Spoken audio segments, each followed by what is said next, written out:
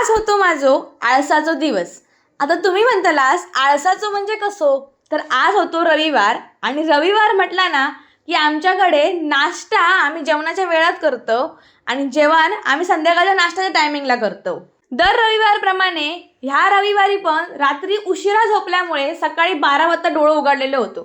आता डोळं उघडलो तसा ना तर पोटात आमच्या भूक लागलेली, त्याच्यामुळे म्हटलं असा काहीतरी करूया जा झटपट होत आणि पटकन खाऊक मिळत.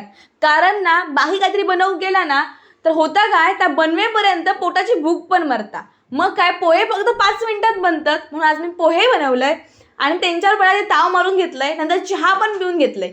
फगळा बनवलंय खरा आणि लगेचच्या लगेच मी जेवणात तयारीक लागले.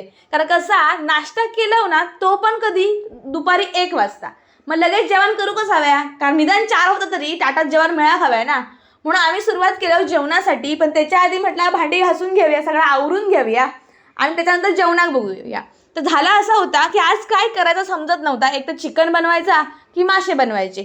मग डोक्यात दिला की आता जास्त वाजले, चिकनपेक्षा मासे परवडतले, म्हणून मी शेवटी बाहेर गेलंय आणि मासे घेऊन येले. आणि माझ्यासोबत झाला असा की बाहेर गेलंय तर ती मासेवालींना सगळ्यांनी आपल्या दुकानं बंद करून घेतले आणि शेवटी एकाकडे गेलंय तिका सांगले बाबा दे बायगरचे, म्हणून त्याच्याकडून घेऊन येलंय आणि आमका हय फक्त 100 मासे भेटलेले. शेवटी आज खाऊचंच होते मासे आणि ना चटणी बिटणी वाटून गेलेला होता. मग चिकनला काय पर्याय नव्हतोच, मग इलंय मासे घेऊनच नीट बीट केलंय त्यांका. आणि मला काय हे का वाजले किती तुम्ही माहिती, मासे जेव्हा मी घरात घेऊन येलंय ना तेव्हा 2 वाजलेले.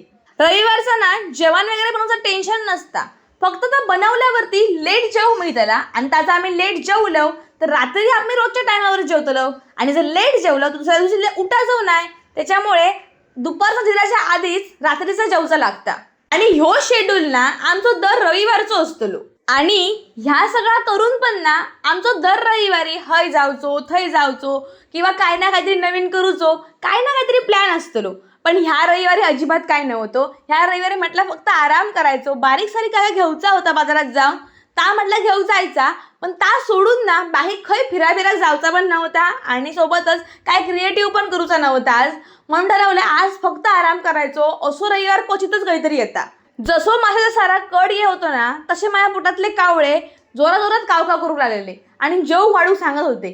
पण नेमकं झाला असा होता, एका साईडला माशाचा सार चालू होतो आणि एका साईडला मासे भाजणं चालू होता आणि भात काय झालो नव्हतो. शेवटी भात बनवलं आणि जेवून घेतलं पहिला.